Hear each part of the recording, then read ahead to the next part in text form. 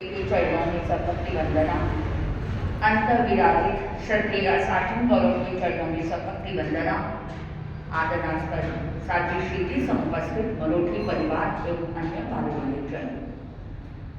स्वास्थ्य की कुछ अनुकूलता न होने के कारण शासन गौरव बना नहीं सकी और उनकी अनुमति से मैं यहाँ उपस्थित हुई हूँ।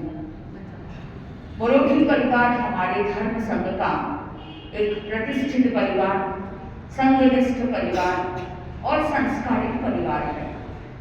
अभी नोखा आने के बाद इस परिवार से मेरा कुछ निकटतम संबंध हुआ है और उसके पहले गंगानगर में महेंद्र जी के साथ, उनके परिवार के साथ, राजेंद्र जी के साथ भी हमारा संपर्क हुआ। आज जिस तरह से पन्नालाल जी के बारे में बताया गया, परिवार का एक व्यक्ति कितने जनों को संस्कारित कर जाता है। वास्तव में एक बड़ी बात है कि बड़े बुजुर्ग परिवार में एक नेतृत्व ही नहीं संभालते, अपितु जीवन प्रदान करने का महत्वपूर्ण कार्य करते हैं। जिस तरह से उनका व्यक्तित्व बना है और उनकी विशेषताओं को बताया गया, भगवान महावीर ने कहा धम्मो शुद्धस्य चित्तये। धर्म कहाँ टिकता है?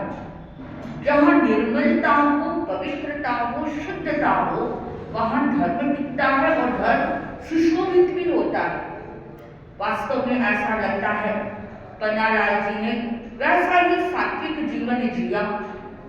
कौन इस दुनिया में कब आएगा और कब जाएगा किसी को पता नहीं। इसके बीच में जीवन कैसे जीता है ये बड़ा महत्वपूर्ण बन जाता है।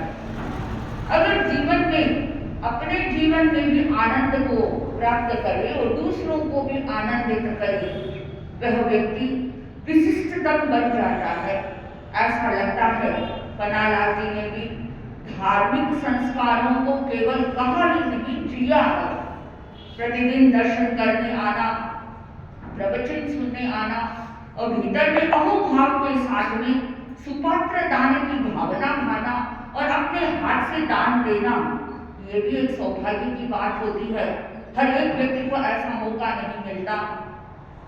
और पूरा परिवार इंटेलेक्चुअल परिवार है, बौद्धिक परिवार है, प्रबुद्ध परिवार है और उसके साथ साथ में संस्कार भी उतने ही सुदृढ़ है। यह बहुत ही अच्छी बात है।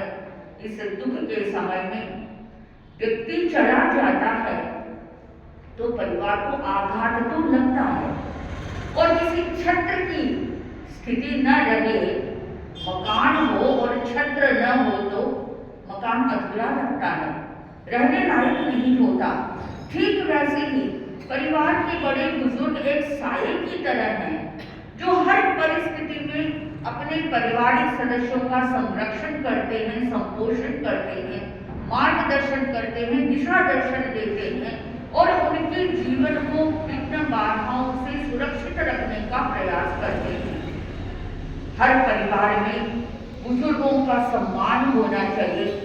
हर परिवार में अपने जितने भी बड़े हैं उनके संस्कारों से स्वयं को लाभान्वित करना चाहिए। उनका मान सम्मान भी हो और साथ साथ में उनको धार्मिक दृष्टि से भी अपनी तरफ से पूरा सहयोग दे, यह भी आवश्यकता वर्तमान के युग की है। तो मरोठी परिवार उनकी अच्छी बातों को याद करे, अच्छी स्मृतियों को अपने भीतर के रखे और आने वाली भावी पीढ़ियों को उन संस्कारों से संस्कारित करे, ऐसी मंगल कामना करते हैं।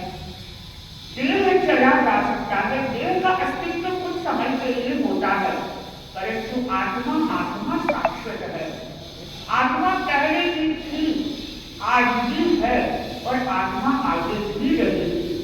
उस आत्मा की विशेषता और आत्मा के अनंत गुणों का हम स्मरण करें और मरोठी जी के प्रति हम यह मंगल कामना करें उनकी आत्मा निरंतर ऊर्ध्व गति करती रहे, ऊर्ध्वारोहण करती रहे, कर्म बंधन से मुक्त हो और हम सबका जो अंतिम लक्ष्य है वीतरागता की अवस्था को प्राप्त करना, कर्म बंधन से मुक्त होकर अमरत्व की स्थिति को प्राप्त करना, अनंत आनंद की प्राप्ति करना, यह हमारा लक्ष्य बने और प्रतिदिन हम अवश्य अपने जीवन के कुछ अमूल्य समय को धार्मिक अनुष्ठान में लगाने का प्रयास करें।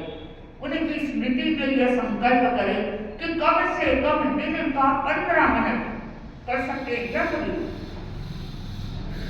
ज्यादा तो अच्छा एक सामयिक करें, ज्यादा समय उसमें लगाएं, लेकिन जो सामयिक नहीं कर सकते या इतना समय नियोजित नहीं कर सकते तो कम से कम 15 मिनट का समय, चाहे जप करें, ध्यान करें, श्वास प्रेक्षा करें, किसी पुस्तक का स्वाध्याय करें, प्रवचन सुने, जिसमें आपका मन लगे उसमें अपने आप को अवश्य नियोजित करने का प्रयास करें, क्योंकि सच्चा सुख और सच्ची शांति बाह्य तत्वों से नहीं मिल सकती, वह हमारे अपने आंतरिक गुणों से मिल सकती है।